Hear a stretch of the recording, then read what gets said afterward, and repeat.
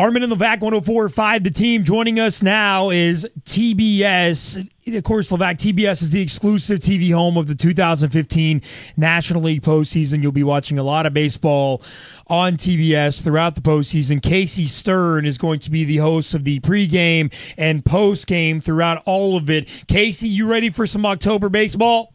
Yeah, I am, and into November this time. How lucky are we? As if it's not cold enough in some of these cities. I've spent enough time in Boston and St. Louis and some of these spots to know it gets chilly. Now we can get into November this year. So, yeah, pretty excited about it. Hey, before you know it, we'll be wishing everybody a happy Thanksgiving watching Major League Baseball playoffs at the rate that they're going. So that's right. Turkey stuffing and parade. Let's do it. Let's do it, baby. All right, Casey, speaking of cold, the Yankees have gotten cold, stumbling into the postseason. How concerned should we be? Well, I think you should be concerned anytime you got to get stuck in a one-game scenario, and I hate to be the guy who kind of looks back instead of forward, but I said this before it ended up playing out, so I'll say it now. This division was lost at the deadline. The Yankees and their fans have spent so much time talking about not being the old Yankees, and they want to get back to the days where they build a team. But for most of us, we remember that around the core 4 or 5 players, everyone else were guys that they paid or acquired. All of the pitching, from the Jimmy Keys to Roger Clemens to David Wells to David Cohn, go on down the line, all of these guys, none of them were ever in their system. So to go at the deadline to not go acquire more pitching, I said was a big mistake then. To not at least go in the 7th inning and try and upgrade the bullpen was a mistake. To not look at a Zobrist at second base was a mistake. They get Dustin Ackley, and Alex Anthopoulos and the Jays have as good a deadline as we've seen the last decade in this sport, and I think that's why they lost the division. So biggest concern is you're stuck in one game, and again, the pitching is the issue. Pineda has not looked great or consistent. He's good one start, he's bad the next. Severino, I trust and like. First Yankee pitcher in their history, 8 of the first 10 starts, 2 runs or less. But he's a kid who's never been there before, and I love CC Sabathia to death, and he's got a lot of will to win and grit, but who the heck knows if he can get anybody out in October. So starting pitching specifically more than the age, and the last thing I'll give you is this.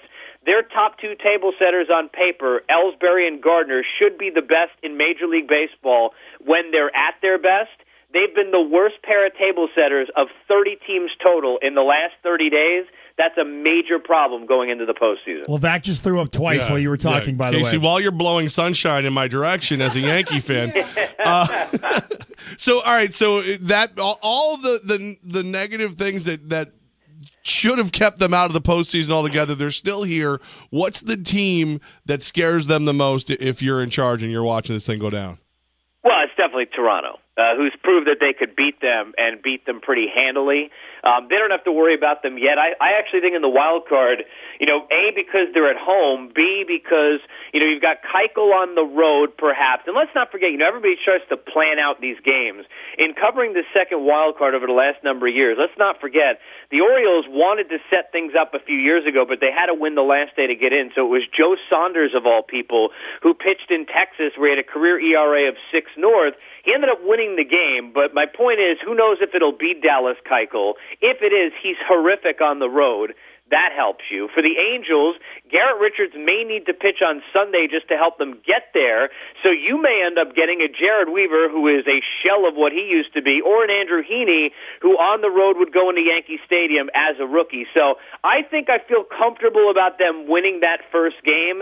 After that is the problem. I don't think they're as strong on paper as any of the other teams. However, if front of the rotation, Tanaka Pineda, front of the lineup, Ellsbury and Gardner, and back of the bullpen, Betances and Miller, play to their capabilities, there's no reason the Yankees can't at least win a round in the playoffs. Casey Stern, he's the MLB studio host for TBS throughout the postseason. Casey, a lot of excitement about the Amazons, the Mets and Matt Harvey. What are your expectations with that relationship this postseason? Well, then he better pitch, otherwise he'll go from Dark Knight to hiding somewhere in the dark in Manhattan. So he better pitch. And I think that, to me, everybody has screwed this up. I talked to Scott Boras about this, and, obviously he puts the blame on, hey, they assumed that they were going to handle it like Strasburg, and the Mets, didn't contact us, and of course it's everyone else's fault. The Mets put it on Scott Boras, and Matt Harvey as the same guy who didn't want a six-man rotation, and then all of a sudden was in the dugout saying, I'll do whatever the doctors tell me, so I might not pitch, and then all of a sudden was going the other way, so who the hell knows? I think he'll get one game in the 5-game series and one start only. I think because of that, they'll be able to go as deep as they want and not take him out unless it's his performance that justifies doing so. But I think even though all the attention is about Harvey, that is not what's going to determine whether or not the Mets beat the Dodgers. All right, Casey, then tell us what is going to determine whether or not the Mets can get past the Dodgers in the divisional series. That's going to be determined on two things. One, the bullpen overall. Two, their inability to get left-handers out. They have no lefties in their pen. This is a major, major problem. And I said this 2 months ago. I will say it today. Steven Matz should be in the bullpen for this baseball team. Not moving forward, not that I don't like him. Go back to David Price with the Rays in 2008. They knew what he would be, but he helped them in the 8th inning. Go back to Ogando with the Rangers, who nobody could touch until the World Series, was maybe the biggest reason, and I was covering that team, they got there. To bring in Matz out of the pen as a left-hander, gun in 95-96 against Adrian Gonzalez and Corey Seager and Jimmy Rollins and some of these guys you're going to have, I think it's extremely important. I'd rather Cologne start Game 4, give up 3-4 runs, all Game 4 starters do that, and keep me in a game, and have Matz be a guy who can come out and get lefties. That's probably not what they're going to do. We don't even know if Matz can start because of the stiffness in the back. But I think the Mets' bullpen overall, and specifically their inabilities to get lefties out, may send them home in the next week. Casey Stern, Major League Baseball host for TBS throughout the postseason, at Casey Stern on Twitter, getting you ready for the hunt for October, baby. We are here. We are in it. And Casey, you mentioned the Rangers. Buster Olney told us last week that the Rangers are his pick to win the pennant from the American League. Who is your pick to win the pennant? Well, look, I like the Rangers a lot. I'd feel better if Cole Hamels had been pitching better going into the postseason. I may get a little bit dare to be different in the National League, but I'm not doing that in the AL side. I'm going with Toronto. I think they're the best team. I think David Price has pitched like the best pitcher in the American League and will win the Cy Young and is going to get the highest paid contract we've seen a pitcher get in this offseason, being left-handed and where he stands in his career. He is earning those dollars. Marcus Stroman, 4-0, a 1.7-something ERA, I think, in the 4 starts since he's been back. I look at, even though they've got a closer that's young in Osuna, he can get outs. And that lineup is, in my opinion, and I sat there with the Rangers during the lineup where they went back-to-back years with Wash, and you sat there and you looked at Napoli hitting 7th, and they had Moreland 8th and Murphy 9th, strong lineup. I covered the Red Sox in 04 when they had the Mannies and the Poppies and all those guys. This is the best lineup I've seen going to postseason in this sport in the 13 years I'm covering it. Wow. So I'm not going to dare to be different or do anything crazy. I think Toronto is the best team in baseball. I don't know if they'll win the World Series, but absolutely I think they're going to get there. All right, well, you said you might dare to be different in the NL. Does that involve a team that hasn't won the World Series in over 100 years in Chicago? It certainly might. I think it's going to be either the Cubs or the Dodgers. I really do. Now, look, I hope for New Yorkers that the Mets get there. I grew up a Met fan. Love the team most of my life. It would be nice to see that story play out.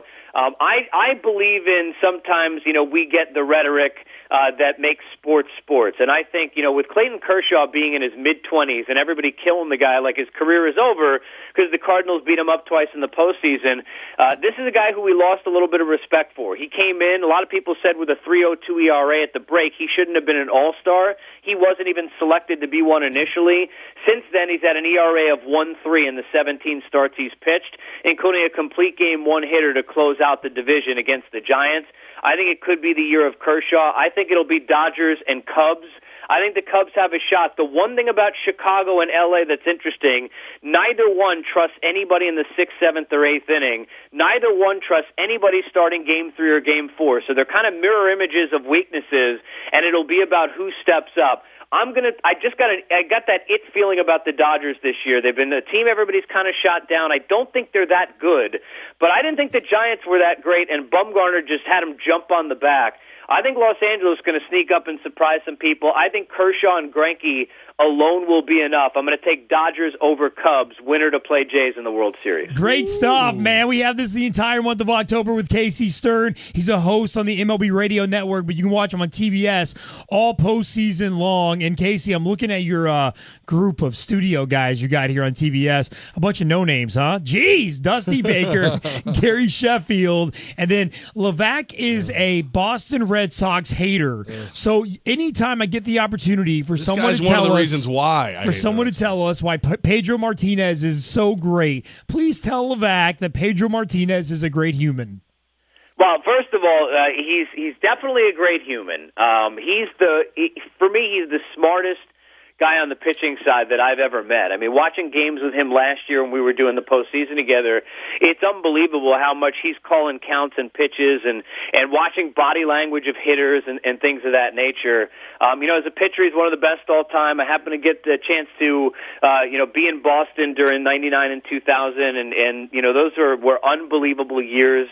I think this is a guy who clearly knows the game, and I think when you match up, the postseason experience from a manager's standpoint, a pitcher standpoint, and a hitter standpoint, plus the personalities of the three, and we'll all get nutty, I think, on the set. It's going to be fun. And I think for the National League side, I think we got the better league. I mean, I'm looking forward to watching the AL play out, but I think in the American League, I kind of know more of what I'm going to get. I have no idea what will happen in the National League. The Cardinals had the best record, and you could argue they have the fifth best team. I mean, it is literally a topsy-turvy, all over the map. We could get something interesting. Hello, how about Pirates or Cubs or Mets in a World Series? I think it's going to be fun to watch in October.